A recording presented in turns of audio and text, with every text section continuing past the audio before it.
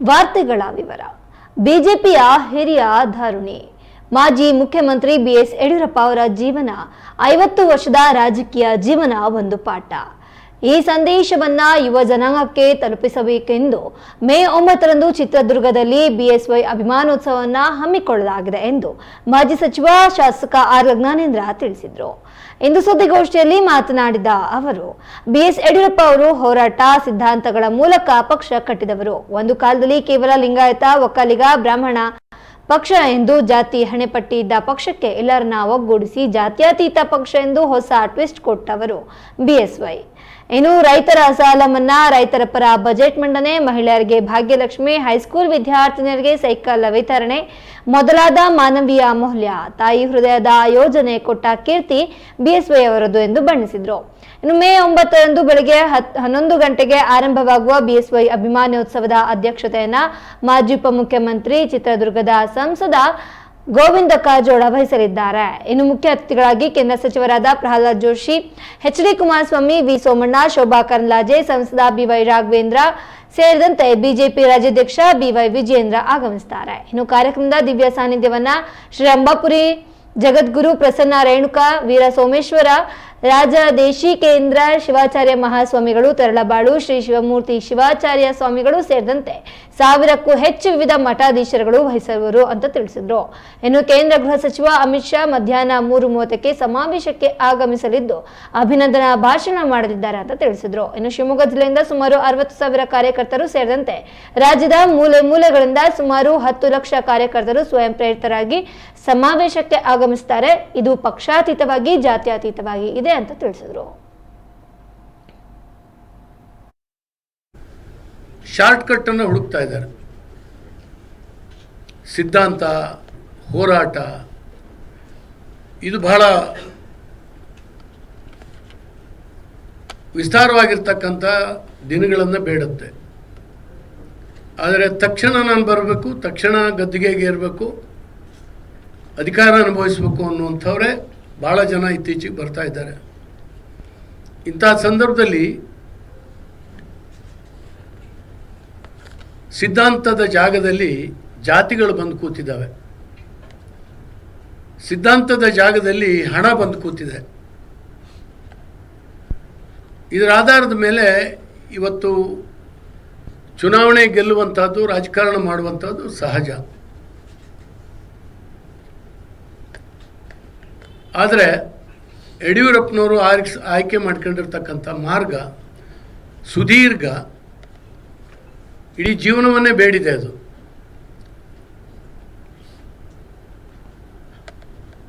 ಹೋರಾಟ 5 ಲಕ್ಷ ರೂಪಾಯಿ ತಂದು 5 ಮನೆಗೆ ನಾನು ಹಂಚಿದೆ. ನಮ್ಮ SP ಅವ್ರನ್ನ ಅವತ್ತು ಇಟ್ಕೊಂಡು ನಾನು ಹಂಚಿದೆ. ಮಂಜೂರಾತಿ ಕೊಡೋದು. ಅವ್ರು ಹೇಳಿದ್ರು 60 ಕೋಟಿ ರೂಪಾಯಿ ಸದ್ಯಕ್ಕೆ ಬೇಕು ಸರ್ ಈಗ ಅಂತ. ಜೊತೆಗೆ ಬೆಳಗಿನ ಸಂಜೆವರೆಗೂ ಇದ್ದಿದ್ದು ಮತ್ತು ಆ ಸಾರ್ವಜನಿಕ ಬದುಕು, ಇಂಥ ನೆನಪುಗಳು ನನಗೆ ಸಾಕಷ್ಟು ಬರ್ತದೆ. ಹೋಗಿ ಕೇಳಿದ್ರೆ ಎಷ್ಟು ಬೇಕಾಗ್ತದೆ, ಎಷ್ಟು ಕೊಡಬೇಕಾಂತೇಳಿ, ಎಷ್ಟು ಬರೀಬೇಕು ಕೇಳ್ತಾರೆ ಅವರು. ನಾನೊಂದು 10,000 ಅಂತ ಹೇಳಿದ್ರೆ, ನೀನು ಆಸ್ಪತ್ರೆಗೆ ಹೋಗಿ ಗೊತ್ತಾ ನಿನಗೆ ಅಂತೇಳಿ ಹೇಳಿ ಅಲ್ಲಿ ಬಿಲ್ ಎಷ್ಟಿದೆ ಅಂತೇಳಿ ಹೇಳಿ 5 ಲಕ್ಷ ರೂಪಾಯಿ ಅವತ್ತು ಬರೆದು ಬಿಟ್ಟಿದ್ರು.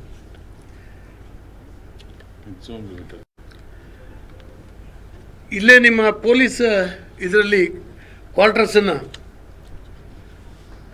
ಉದ್ಘಾಟನೆಗೆ ಬಂದು ಅವ್ರ ವೇದಿಕೆಯ ಮೇಲೆ ಅವ್ರ ಪಕ್ಕಕ್ಕೆ ಕೂತಿದ್ದೆ ನಾನು. ಯಡಿಯೂರಪ್ಪನವ್ರಿಗೆ ಆ ಫೋಟೋ ತೋರಿಸಿದೆ. ಹೀಗಾಗ್ಬಿಟ್ಟಿದೆ ನನ್ನ ತಾಲೂಕ್ ಪಂಚಾಯತ್ ಕಟ್ಟಡ, ಬ್ರಿಟಿಷ್ ಕಾಲದ್ದದು, ನಾನು ಕೂತು ಮೀಟಿಂಗ್ ಮಾಡೋಂಗಿಲ್ಲ ಅಲ್ಲಿ ಅಂತ ಹೇಳಿದೆ. ಎಷ್ಟು ಬೇಕಾಗುತ್ತೆ ಕೇಳಿದ್ರು. ಕೊಟ್ಟರೆ 15 ಕೋಟಿದು ಇಡೀ ತಾಲೂಕಿನಲ್ಲಿರುವಂಥ ಎಲ್ಲ ಇಲಾಖೆಗಳು ಒಂದೇ ಬಿಲ್ಡಿಂಗ್ನಲ್ಲಿ ಬರೋ ಹಾಗೆ ಕಟ್ಟಬೇಕು ಅಂತೇಳಿ ಯೋಚನೆ ಮಾಡಿದ್ದೀನಿ ಅಂತೇಳಿ ಹೇಳಿದೆ. ಅದಕ್ಕೆ ಸಂಕೋಚ ಯಾಕಪ್ಪ ಪಡ್ತೀಯಾ, ತೊಗೊಂಡೋಗು ಅಂತೇಳಿ 10 ಕೋಟಿ ಬರೆದ್ರು. ಇಂಥದ್ದು ತುಂಬ ಹೇಳ್ಬಲ್ಲೆ. ನಾನು ಬಡವರು ಓದಲಿಕ್ಕೆ ಒಂದು ಕಾಲೇಜ್ ಬೇಕು ಕೇಳಿದೆ. ಶಂಕರಮೂರ್ತಿಯವರು ಉನ್ನತ ಶಿಕ್ಷಣ ಸಚಿವರು, ಇವರು ಮುಖ್ಯಮಂತ್ರಿ, ಉಪಮುಖ್ಯಮಂತ್ರಿ, ಅವತ್ತು ಉಪಮುಖ್ಯಮಂತ್ರಿ ಇಬ್ಬರು ಇದ್ದರು. 154 ಫಸ್ಟ್ ಗ್ರೇಡ್ ಕಾಲೇಜ್ಗಳನ್ನ ಹಾಗಾಗಿ ಇಂಥ ಹಲವಾರು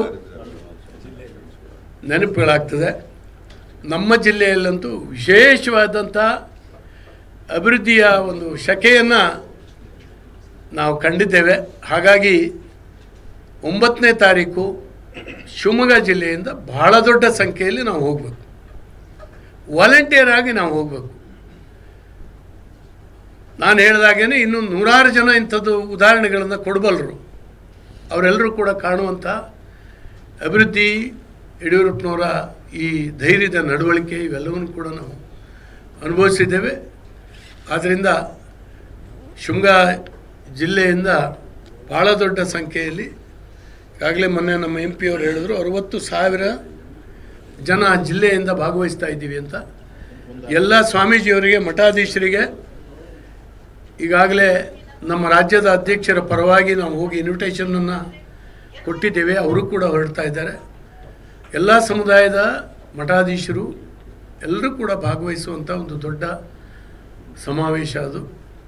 ಹಾಗಾಗಿ ನನ್ನ ವಿನಂತಿ, ಈ ಮಾಧ್ಯಮದ ಮೂಲಕ ಇಡೀ ಜಿಲ್ಲೆಯ ಜನ ಈ ಸಂದರ್ಭದಲ್ಲಿ ಇಂಥ ಒಂದು ಅವಕಾಶವನ್ನು ಕಳ್ಕೊಳ್ಳೋದೇ, ಇಂಥ ಸಂದರ್ಭದಲ್ಲಿ ಯಡಿಯೂರಪ್ಪನವರಿಗೆ ಒಂದು ಕೃತಜ್ಞತೆ ಅರ್ಪಿಸುವಂಥದ್ದು. ನಾವೇನು ಬೇರೆ ದುಡ್ಡು ಕೊಡೋದಿಲ್ಲ, ಕಾಸು ಕೊಡೋಲ್ಲ. ಬೆಳಗ್ಗೆಯಿಂದ ಸಂಜೆವರೆಗೆ ಒಂದು ದಿನ ಈ ಸಮಾವೇಶಕ್ಕಾಗಿ ತೆಗೆದಿಟ್ಟು ನಾವು ಹೋಗುವಂಥದ್ದು, ಭಾಗವಹಿಸುವಂಥದ್ದು, ಇಷ್ಟನ್ನಾದರೂ ಕೂಡ ನಾವು ಮಾಡುವಂಥದ್ದು ನಮ್ಮ ಕರ್ತವ್ಯ ಅಂತ ಹಾಗೆ ಹೇಳೋಕ್ಕಾಗೋದಿಲ್ಲ.